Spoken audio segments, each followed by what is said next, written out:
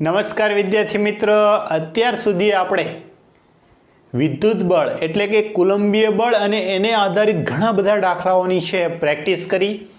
આજે આપણે જોવાનું છે વિદ્યુત ક્ષેત્ર. પણ વિદ્યુત ક્ષેત્ર જોતા પહેલા કેટલા પ્રકારના ક્ષેત્ર હોય જો એની વાત કરીએ તો ધોરણ 11માં તમે ભણીને આવ્યા છો ગુરુત્વીય ક્ષેત્ર, અને એ ગુરુત્વીય ક્ષેત્ર ઉદ્ભવવા માટેનું કારણ છે તમે ખૂબ સારી રીતે જાણો છો. શા માટે ગુરુત્વીય ક્ષેત્ર ઉદ્ભવે છે? તો કે કોઈ પણ જો દળ ધરાવતી બે વસ્તુઓ હશે તો એની વચ્ચે ગુરુત્વીય બળ લાગવાનું જ છે. સમજાય છે? બે દળ ધરાવતી કોઈ પણ વસ્તુ હશે એની વચ્ચે ગુરુત્વીય બળ લાગશે. પરંતુ આપણે હમણાં જ આ ચેપ્ટરમાં ગુરુત્વીય બળ અને વિદ્યુત બળ વચ્ચેનો જે ગુણોત્તર લીધો હતો એના ઉપરથી ખ્યાલ આવ્યો હતો કે ગુરુત્વીય બળ છે એ ખૂબ જ સૂક્ષ્મ છે, વિદ્યુત બળની સાપેક્ષે ખૂબ જ ઓછું લાગે છે. તેથી એની અસર છે આપણે અહીંયા જોઈ શકતા નથી, અનુભવી શકતા નથી. એટલે કે બે આ ઓછા દળ હશે તો એની વચ્ચે લાગતું ગુરુત્વીય બળ છે એની અસર છે આપણે જોઈ શકતા નથી. તો કે ગુરુત્વીય બળ ઉદ્ભવવા માટેનું કારણ શું? તો કે ગુરુત્વીય બળ એટલે કે ગુરુત્વાકર્ષી ક્ષેત્ર ઉદ્ભવવા માટેનું કારણ છે દળ. એ દળના કારણે ગુરુત્વીય ક્ષેત્ર લાગે.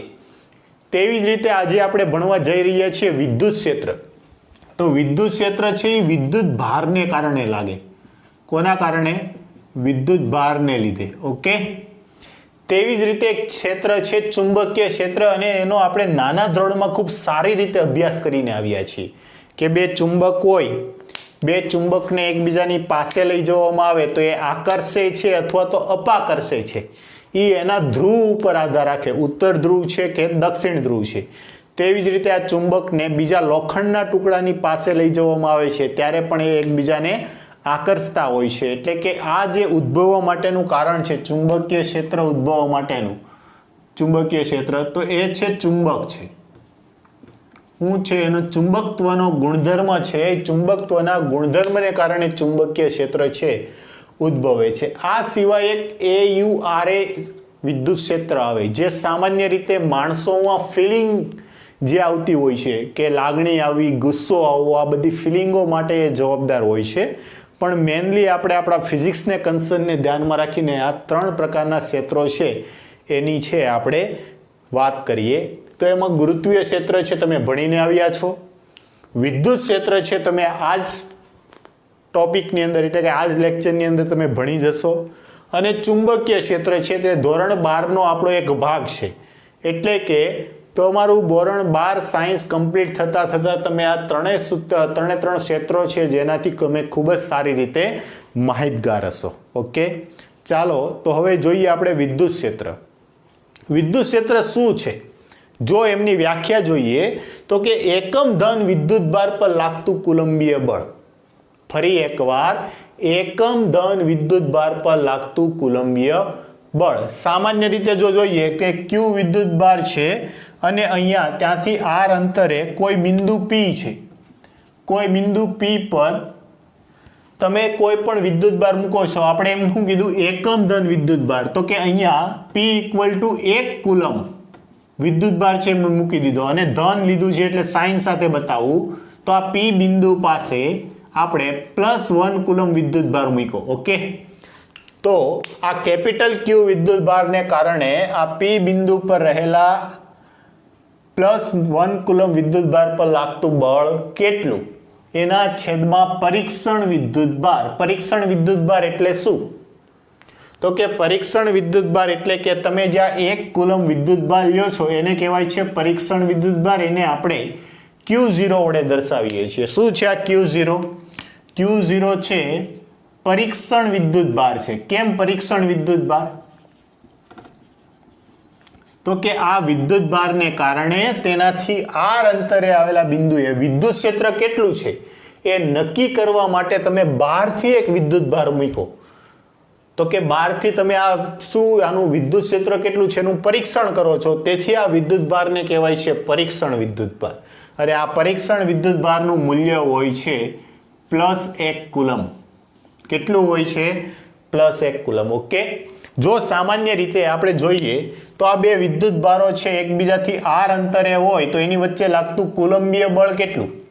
કુલંબીય બળ તો કુલંબીય બળ આવશે કે કેપિટલ Q Q0 ના છેદમાં r². ઓકે, આ આપણે શું મેળવ્યું? ખાલી બળ મેળવ્યું ના છેદમાં પરીક્ષણ વિદ્યુતભાર, અને પરીક્ષણ વિદ્યુતભાર કયો છે? Q0. આ Q0 કેન્સલ આઉટ થઈ ગયું. વિદ્યુત ક્ષેત્ર કેટલું આવ્યું? કે Q/r². આ વિદ્યુત ક્ષેત્ર આવ્યું. ઓકે, આ રીતે તમે છે વિદ્યુત ક્ષેત્ર મેળવી શકો. વિદ્યુત ક્ષેત્ર E બરાબર KQ/r². જો યાદ રાખજો, હજી એકવાર કહું છું, બળ હતું તો બે વિદ્યુતભાર લેતા હતા, પણ જો વિદ્યુત ક્ષેત્ર આવ્યું તો જે વિદ્યુતભારને કારણે ઉદ્ભવે છે એ જ લેવાનું.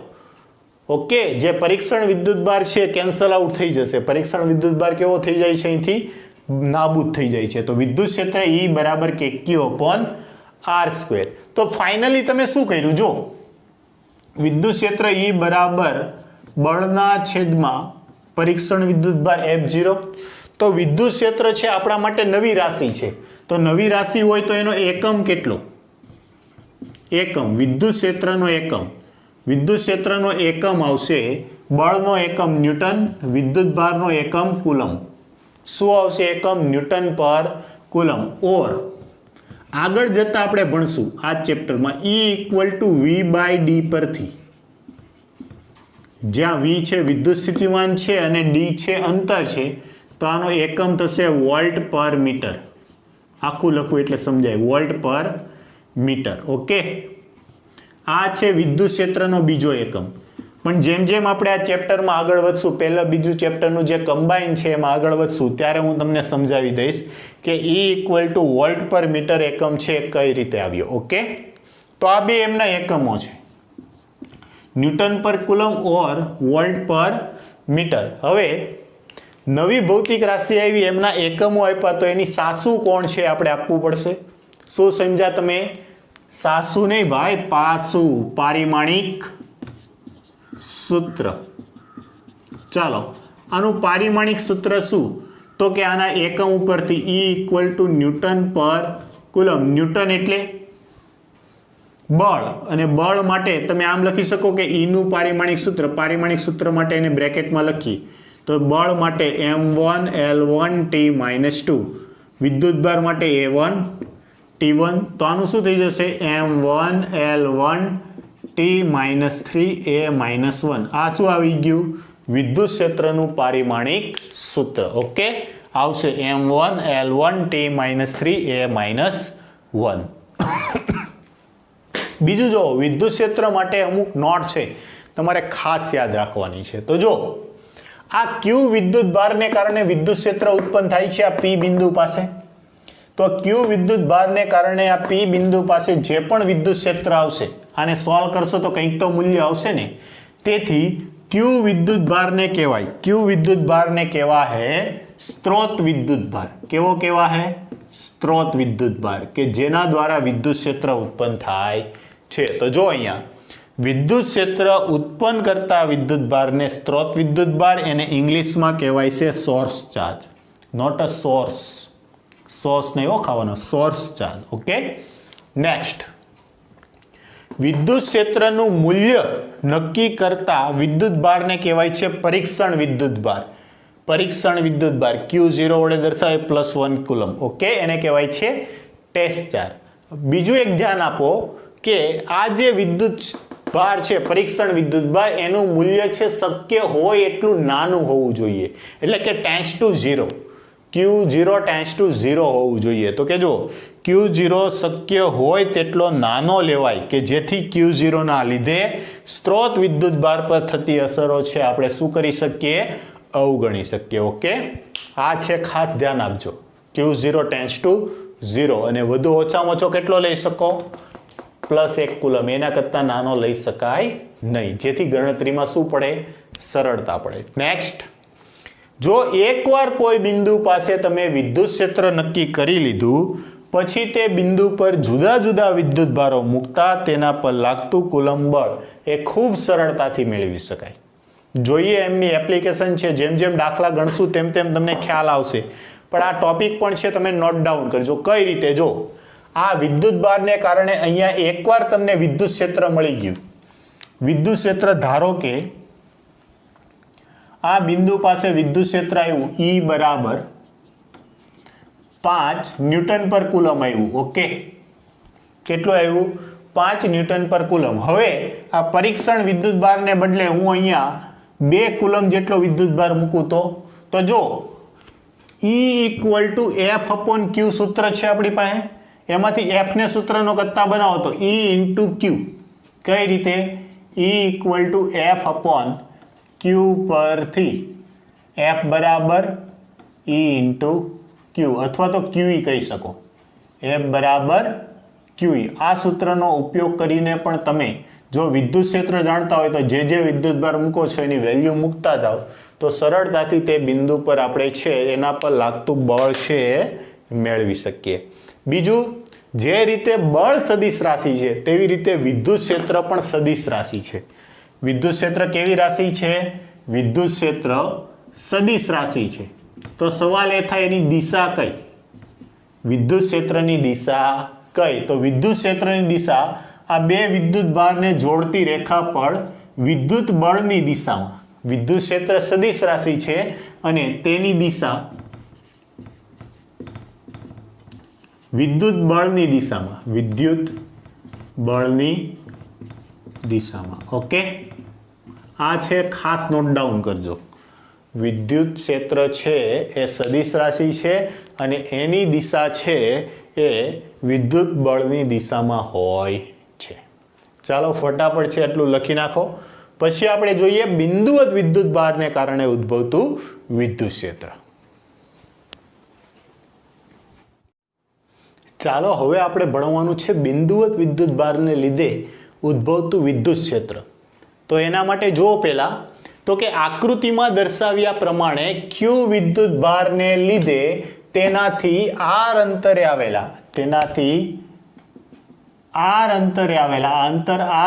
આવેલા કોઈ બિંદુ P પાસે મૂકેલા એકમ ધન વિદ્યુત ભાર પર, એટલે કે P બિંદુ પાસે Q0 બરાબર +1 કુલમ વિદ્યુત ભાર મૂકેલો છે તો તેના પર લાગતું એટલે કે ત્યાં ઉદ્ભવતું વિદ્યુત ક્ષેત્ર મેળવવું છે. તો પહેલા શું કરો આપણે? તો કે Q વિદ્યુત ભારને કારણે તેનાથી r અંતરે આવેલા Q0 વિદ્યુત ભાર પર લાગતું બળ મેળવો. શું મેળવો? બળ. જો આ માટે P બિંદુ પાસે પરીક્ષણ વિદ્યુત ભાર Q0 એટલે કે એકમ ધન વિદ્યુત ભાર મૂકીને તેના પર Q વિદ્યુત ભાર વડે લાગતું કુલમ બળ શોધવું પડે. તો જો આ Q વિદ્યુત ભારને લીધે તેનાથી r અંતરે આવેલા P બિંદુ પાસે મૂકેલા Q0 વિદ્યુત ભાર પર લાગતું કુલમ બળ. તો જુઓ કોના પર લાગે છે? આના પર કોના વડે? તો કે કેપિટલ Q વડે.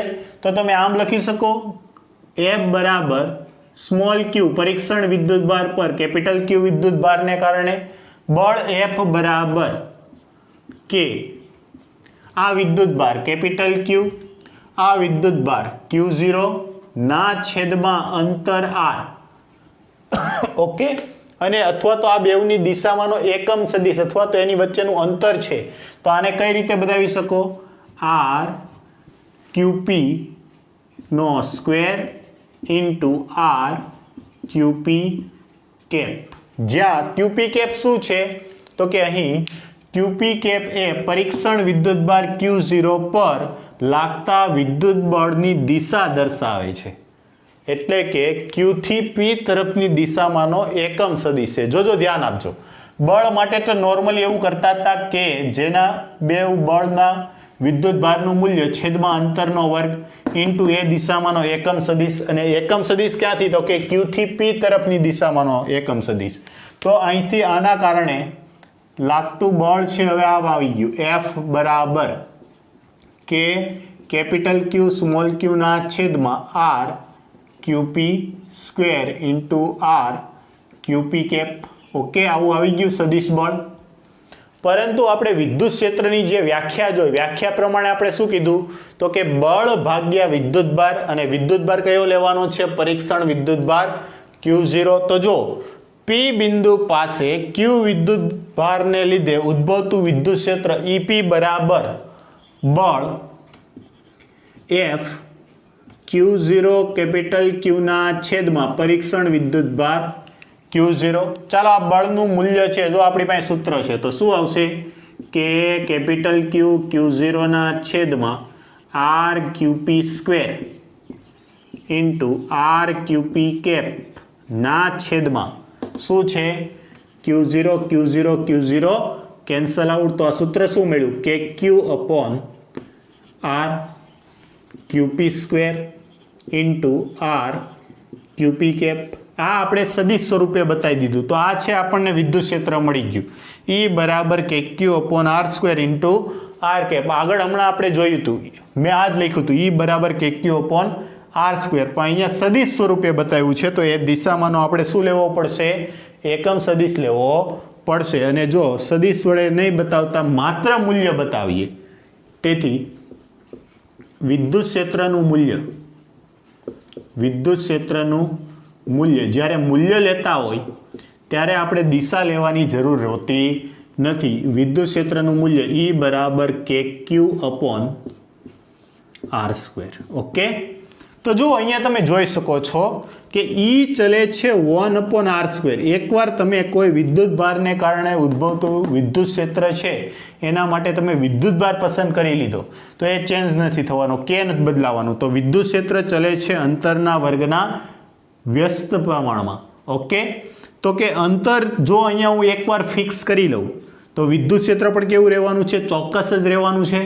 તો એનો મતલબ એમ થયો કે આને હું કેન્દ્ર તરીકે રાખી અને અહીંથી જો દરેક વખતે જો R અંતર લઉં તો એ અંતરના દરેક બિંદુ પાસે વિદ્યુત ક્ષેત્ર છે કેવું આવવાનું છે, એક સમાન. જોજો ધ્યાન આપજો, આ ક્યુને હું કેન્દ્ર તરીકે લઉં અને આના કારણે R અંતરે કેટલું વિદ્યુત ક્ષેત્ર છે એકવાર મેળવી લઉં, પછી આવા દરેક R અંતરનો હું છે આ રીતે બનાવું તો આ શું હશે, વિદ્યુત ક્ષેત્ર છે એ વર્તુળના પરિધ પરના દરેક બિંદુ પર, એટલે કે અહીંથી દરેક સમાન R અંતરે આવેલા બિંદુઓ પાસે વિદ્યુત ક્ષેત્ર કેવું મળવાનું છે, એક સમાન જ મળવાનું છે. એટલે આ એક ખાસ યાદ રાખવાનું છે કે સમાન અંતરે વિદ્યુત ક્ષેત્ર છે કેવું આવવાનું છે, એક સમાન. પણ કોના માટે, બિંદુવત વિદ્યુત ભારને લીધે. ઓકે, આ પણ ખાસ યાદ રાખવાનું. તો જો આના ઉપરથી એક ખ્યાલ આવ્યો કે બિંદુવત વિદ્યુત ભારને કારણે ઉદ્ભવતું વિદ્યુત ક્ષેત્ર છે ત્રિજ્યાવર્તી દિશામાં હોય, બધી જ દિશામાં છે, ત્રિજ્યાવર્તી દિશામાં. ઓકે, તો પ્રશ્ન વળી એમ થાય તો કે ધન વિદ્યુત ભાર હોય તો કઈ બાજુ અને ઋણ વિદ્યુત ભાર હોય તો કઈ બાજુ. ઓકે, તો એ જોતા પહેલા તમે આ થિયરી છે ફરી કમ્પ્લીટ એકવાર લખી નાખો. જો આવી કોઈ થિયરી પૂછાણી હોય, સિમ્પલ જ છે, નથી પણ થિયરી લખાની એક્ઝામમાં પૂછાણી તો કઈ પેટર્નથી લખવી એના માટે તો શું કરો, પ્રસ્તાવના જેટલી તમારી સ્ટ્રોંગ એટલો તમારો આ જે આન્સર છે એ ખૂબ સારી રીતે લખી શકો. જે કર્યું છે એ જ લખવાનું છે. તો શું કરો તો કે આકૃતિમાં દર્શાવ્યા પ્રમાણે કોઈ ક્યુ વિદ્યુત ભાર પર ઉદ્ભવતું વિદ્યુત ક્ષેત્ર છે મેળવવું છે. ઓકે, પછી શું લખો, તેથી પી બિંદુ પાસે પરીક્ષણ વિદ્યુત ભાર Q0 મૂકીને ક્યુ વિદ્યુત ભાર વડે પેલા કુલંબ બળ મેળવી લ્યો. કુલંબ બળનું સૂત્ર લખી નાખો, એમાં સ્થાન સદિશ જે એકમ સદિશ લીધો એનું વર્ણન કરી દો. ત્યાર પછી આના કારણે ઉદ્ભવતું વિદ્યુત ક્ષેત્ર તો કે બળના છેદમાં પરીક્ષણ વિદ્યુત ભાર, ફરી પાછું સાદુરૂપ આપી દો. બસ એટલું જ કરવાનું હોય થિયરીમાં, કોઈ પણ થિયરી પૂછાય ત્યારે. ઓકે, ચાલો પેલા આ વાત છે તમે નોટ ડાઉન કરી લો. પેલા અહીંયા લખી નાખો. જો શું લખશો તમે, બિંદુવત વિદ્યુત ભારને લીધે ઉદ્ભવતું વિદ્યુત ક્ષેત્ર ત્રિજ્યાવર્તી દિશામાં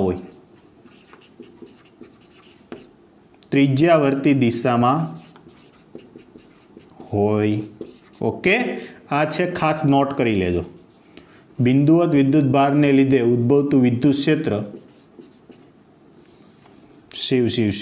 શું લખાઈ ગયું હતું, ત્રિજ્યાવર્તી દિશામાં હોય. ઓકે, એટલું નોટ ડાઉન કરી લો. પછી જોઈએ આપણે કે ધન વિદ્યુત ભાર હોય તો કઈ બાજુ, ઋણ વિદ્યુત ભાર હોય તો કઈ બાજુ. ચાલો, જો હમણાં જ આપણે એવું કીધું કે બિંદુવત વિદ્યુત ભારને કારણે ઉદ્ભવતું વિદ્યુત ક્ષેત્ર છે ત્રિજ્યાવર્તી દિશામાં હોય તો ધન વિદ્યુત ભાર હોય ત્યારે કઈ દિશામાં અને ઋણ વિદ્યુત ભાર હોય ત્યારે કઈ દિશામાં. જો ધ્યાન આપજો, ધારો કે અહીંયા તમે એક ક્યુ વિદ્યુત ભાર પસંદ કર્યો, એ કેવો છે? ધન વિદ્યુત ભાર છે. કેવો છે? ધન વિદ્યુત ભાર. તો આ ધન વિદ્યુત ભારને કારણે તેનાથી ધારો કે આ આર અંતરે કોઈ બિંદુ પાસે વિદ્યુત ક્ષેત્ર છે, તો જે વિદ્યુત ભાર મૂકીએ અહીંયા પરીક્ષણ કરવા માટે એ તો ઓલવેઝ ધન જ છે. તો આ બે ધન વિદ્યુત ભારો વચ્ચે કેવું બળ લાગશે? અપાકર્ષી બળ આ દિશામાં, અને જે બળ લાગે એ જ દિશામાં વિદ્યુત ક્ષેત્રની દિશા હોય. તો આના ઉપરથી આપણને ખ્યાલ આવે કે ધન વિદ્યુત ભારને કારણે વિદ્યુત ક્ષેત્ર છે ક્યાં હશે? ત્રિજ્યાવર્તી બહાર તરફ. ફરી પાછો અહીંયા કોઈ વિદ્યુત ભાર મૂકો તો આના પર લાગતું બળ પણ અપાકર્ષી એટલે ત્રિજ્યાવર્તી બહાર તરફ. અહીંયા મૂકો તો એના પર પણ લાગતું બળ આ રીતે ત્રિજ્યાવર્તી બહાર તરફ, અહીંથી પણ બહાર તરફ. ઓકે, તેવી રીતે અહીંથી પણ અલગ અલગ બિંદુઓ લઈ લ્યો તો આ દરેક માટે વિદ્યુત ક્ષેત્ર ત્રિજ્યાવર્તી રીતે કેવું હશે? બહાર તરફ હશે. જો અહીંથી આગળ વધીએ તો અહીંથી લાગતું બળ છે આ રીતે, ફરી પાછું આ રીતે ત્રિજ્યાવર્તી, અહીંયા પણ આ રીતે છે આપણે દર્શાવી શકીએ. હવે તમને એમ પ્રશ્ન થશે કે સર અહીંયા તમે આ એરા છે લાઈન મોટી બતાવી, હવે નાની બતાવી, કેમ? તો કે હમણાં આપણે જોયું હતું કે ઈ ચલે છે 1/r². અંતર જેટલું વધારે એટલું વિદ્યુત ક્ષેત્ર નબળું પડશે. વિદ્યુત ક્ષેત્ર શું પડશે? નબળું. તો જો અહીંથી જેમ જેમ દૂર જતા જશો તેમ તેમ વિદ્યુત ક્ષેત્ર નબળું પડશે, એટલે એને દર્શાવતો જે સદિશ છે એ પણ કેવો થઈ ગયો? નાનો. ઓકે, તો આ ધ્યાન આપજો. કોના કારણે? ધન વિદ્યુત ભારને કારણે, પ્લસ વિદ્યુત ભારને કારણે. ચાલો એવી જ રીતે જોઈએ ઋણ વિદ્યુત ભારને કારણે. તો ધારો કે અહીંયા ફરી પાછો એક ક્યુ પણ ઋણ વિદ્યુત ભાર છે. કેવો છે? ઋણ વિદ્યુત ભાર. તો જોજો આ ઋણ વિદ્યુત ભાર છે, અહીંયા કોઈ તમે પરીક્ષણ વિદ્યુત ભાર મૂકો અહીંયા, તો આ પરીક્ષણ વિદ્યુત ભાર ધન છે, આ વિદ્યુત ભાર ઋણ છે, તો આના પર લાગતું બળ છે આ દિશામાં હશે. ઓકે, કઈ દિશામાં હશે? અહીંથી આમ અંદર તરફ. તેવી રીતે આ બાજુ મૂકો તો એ પણ અંદર તરફ. તો આ રીતે દરેક વખતે આ જે બળની દિશા આવી એ કઈ તરફ આવી? અંદર તરફ આવી. ચાલો તેવી જ રીતે અહીંથી પણ અંદર તરફ. તો આ રીતે તમે દરેક દિશામાં ત્રિજ્યાવર્તી ઋણ વિદ્યુત ભારને કારણે ઉદ્ભવતું વિદ્યુત ક્ષેત્ર ત્રિજ્યાવર્તી અંદર તરફ. હજી દૂર જઈએ તો વિદ્યુત ક્ષેત્ર છે નબળું પડ્યું હશે, એટલે આ તીર છે કેવા બતાવી દેવાના? નાના. ઓકે, આ રીતે છે આપણે દર્શાવી શકીએ. આ કોના કારણે હતું? ઋણ વિદ્યુત ભારને લીધે ઉદ્ભવતું વિદ્યુત ક્ષેત્ર ત્રિજ્યાવર્તી અંદર તરફ, ધન વિદ્યુત ભારને કારણે ઉદ્ભવતું વિદ્યુત ક્ષેત્ર ત્રિજ્યાવર્તી બહાર તરફ. યાદ રાખજો. ચાલો આગળ આવીએ. એક દાખલો છે. ઉદ્ગમ બિંદુ પર મૂકેલા 5 કુલમ વિદ્યુત ભારના લીધે 3, 4, 0 સ્થાન પર રહેલા બિંદુ પાસે વિદ્યુત ક્ષેત્ર છે આપણે મેળવવાનું છે. ઓકે, જો આને આવી રીતે જોઈ શકીએ આપણે કે આ ઉદ્ગમ બિંદુ પર આપણે કયો વિદ્યુત ભાર મૂકેલો છે? 5 કુલમ. તો આ આપણો મૂળ વિદ્યુત ભાર જે સ્ત્રોત વિદ્યુત ભાર છે થઈ ગયો Q બરાબર 5 કુલમ. અને અહીંથી 3, 4 તો આ બિંદુ કંઈક અહીંયા હશે 3, 4, 0. ત્યાં આપણે શું મેળવવું છે? વિદ્યુત ક્ષેત્ર. તો અહીંયા મારે કેવો વિદ્યુત ભાર મૂકવો પડે? તો કે Q0 પરીક્ષણ વિદ્યુત ભાર મૂકવો પડે. સમજાય છે? તો અહીંયા વિદ્યુત ક્ષેત્ર કેટલું હશે એ મેળવવાનું છે. ચાલો વિદ્યુત ક્ષેત્ર કેટલું હશે એ મેળવવાનું છે. તો જો આના માટે આપણે વિદ્યુત ક્ષેત્રનું સૂત્ર મેળવ્યું હતું. શું મેળવ્યું હતું? E બરાબર K કેપિટલ Q ના છેદમાં R. ક્યાંથી ક્યાંની દિશામાંનો લીધો તો આપણે? તો કે P થી Q ની દિશામાંનો એકમ સદિશ. તો એના માટે આપણે શું લીધું હતું? R. આ બિંદુને હું P કહું તો R P Q નો square into R PQ cap. અને પીક્યુ કેપ એટલે શું? કોઈ પણનો એકમ સદિશ એટલે તે સદિશના છેદમાં તેનું મૂલ્ય. તો આ વિદ્યુત ક્ષેત્ર આવું થઈ જશે. વિદ્યુત ક્ષેત્રનું સૂત્ર ઈ બરાબર શું થઈ જશે? કે ક્યુ ના છેદમાં R PQ cube into R PQ સદિશ. આર પીક્યુ સદિશ એટલે શું? જો ઈ બરાબર કે ની વેલ્યુ કેટલી? 9 ગુણ્યા 10⁹ ક્યુ વિદ્યુત ભાર ક્યુ બરાબર આપણને કેટલા આપેલા છે? 5 ના છેદમાં આરપી ક્યુ. તો પહેલા પી નું મૂલ્ય મૂકો. પી નો યામ સદિશ કેટલા છે? 3 4 0 માઇનસ આના ઉદ્ગમ બિંદુ હોવાથી 0 0 0 નો શું કરવાનો છે આપણે? મોડ ઓફ એટલે કે ક્યુબ કરવાનો છે. ઇન્ટુ ફરી પાછું પી ના યામ 3 4 0 માઇનસ 0 0 0. ઓકે, ચાલો 9 5 45 45 ગુણ્યા 10⁹ ના છેદમાં 3 માંથી 0 જાય એટલે 3 4 આવું વધશે 3 4 0 નો તમારે શું કરવાનો છે? ક્યુબ. એટલે કે પહેલાં આનું મોડ ઓફ અને પછી એનો શું કરવાનો છે? ક્યુબ. ઇન્ટુ અહીંયા છે તમારી પાસે 3i cap plus 4j cap. Okay, બાદ બાકી કરશો એટલે આવું આવશે. ચાલો 3 4 5 તો જો અંડર રૂટમાં 3 નો વર્ગ વત્તા 4 નો વર્ગ વત્તા 0 નો વર્ગ. 3 નો વર્ગ કેટલો આવશે? 9. 4 નો વર્ગ 16. 9 ને 16 25. 25 નું વર્ગમૂળ 5. તો 5 નો ઘન. 5 નો ઘન કેટલો થશે? 125. તો કે 45 ગુણ્યા 10⁹ ના છેદમાં 125 3i cap plus 4j cap. હવે 9 5 45 5 5 વડે ભાગ ચાલશે એ રીતે તમે કેન્સલ આઉટ કરી શકો. આ આવી ગયું વિદ્યુત ક્ષેત્ર ઈ. 9 5 25 5. ઓકે, તો અહીંયા શું વધશે? 9 ના છેદમાં 25 ગુણ્યા 10⁹ 3i cap plus 4j cap. આ છે આપણો આન્સર આવી ગયો. ઉદ્ગમ બિંદુ પર ઉદ્ભવતું વિદ્યુત ક્ષેત્ર કેટલું? તો કે 9 ના છેદમાં 25 10⁹ 3i cap plus 4j cap. ચાલો લખી નાખો. હવે જે રીતે આપણે કુલમ્બ બળમાં પણ સંપાતપણાનો સિદ્ધાંત જોયો તો એવો સેમ જોવાનો છે. ચાલો હવે આપણે જોવાનું છે કે જો n વિદ્યુત ભારોનું તંત્ર હોય તો તેના લીધે કોઈ બિંદુ પર વિદ્યુત ક્ષેત્ર છે કઈ રીતે મેળવવું? તો જે રીતે આપણે કુલમ્બ બળમાં આપણે જે રીતે દરેક સ્વતંત્ર બળનો સદિશ સરવાળો લીધો તો એ સેમ કોન્સેપ્ટ છે અહીંયા યુઝ કરવાનો છે. જોઈએ ચાલો. વિદ્યુત ભાર તંત્રને લીધે ઉદ્ભવતું વિદ્યુત ક્ષેત્ર અથવા તો સંપાતપણાનો સિદ્ધાંત. તો જુઓ અહીંયા તમે આ આન્સર લખવાનો થયો એક્ઝામમાં પૂછવાનો તો શું લખો? તો કે આકૃતિમાં દર્શાવ્યા પ્રમાણે કોઈ બિંદુ P પર Q1 Q2 Q3 up to Qn વિદ્યુત ભારને લીધે ઉદ્ભવતું વિદ્યુત ક્ષેત્ર છે મેળવવું છે. તે માટે Q1 વિદ્યુત ભારને કારણે P બિંદુ પર વિદ્યુત ક્ષેત્ર, Q2 વિદ્યુત ભારને કારણે P બિંદુ પર વિદ્યુત ક્ષેત્ર, Q3 વિદ્યુત ભારને કારણે P બિંદુ પાસે વિદ્યુત ક્ષેત્ર.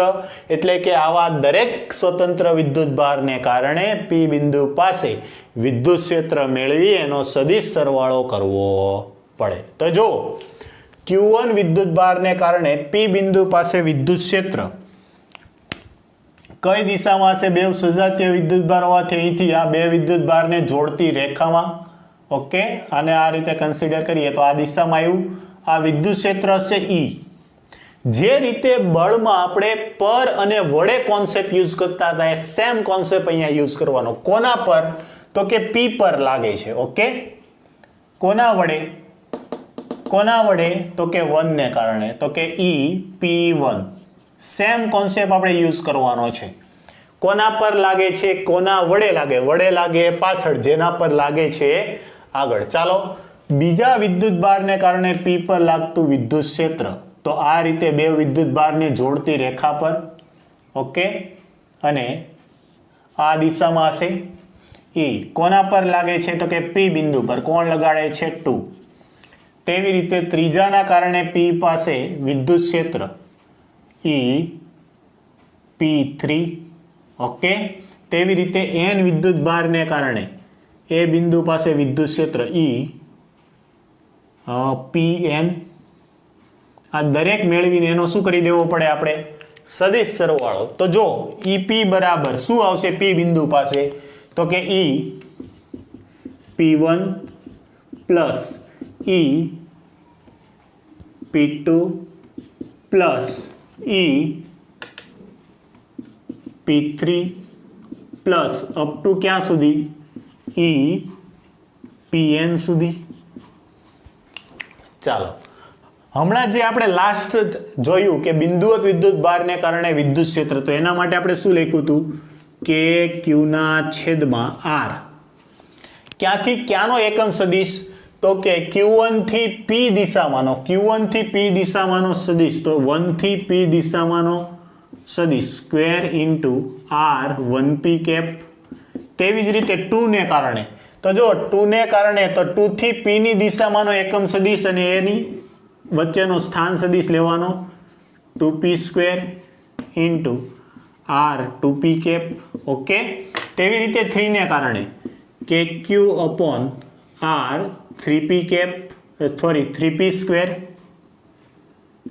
Into 3P cap up to ક્યાં સુધી તો કે KQ અપોન R NP સ્ક્વેરના છેદમાં NP square into R NP cap okay. આ રીતે બધાનો જ.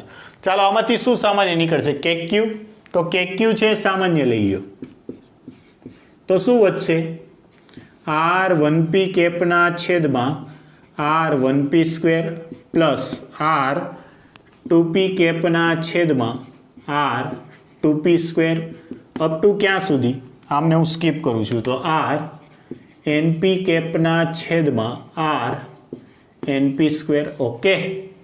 એમાંથી જુઓ આને આપણે સમેશનની રીતે લખવું હોય તો કે EP બરાબર KQ summation of I is equal to 1 to up to n R IP કેપના છેદમાં R IP સ્ક્વેર ઓકે.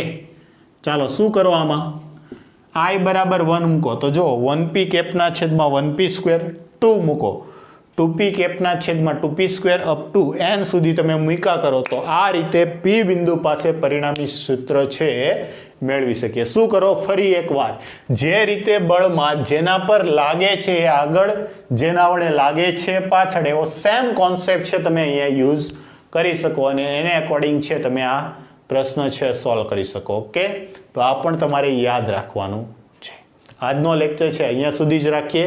હવે નેક્સ્ટ જે રીતે આપણે કુલમ બળને કારણે દરેક દાખલાઓ છે અલગ અલગ રીતના જોયા હતા, તેવી રીતે મોસ્ટ ઓફ રીતના દાખલાઓ છે આપણે વિદ્યુત ક્ષેત્રને કારણે પણ જોવાના છે. ચાલો લખી નાખો.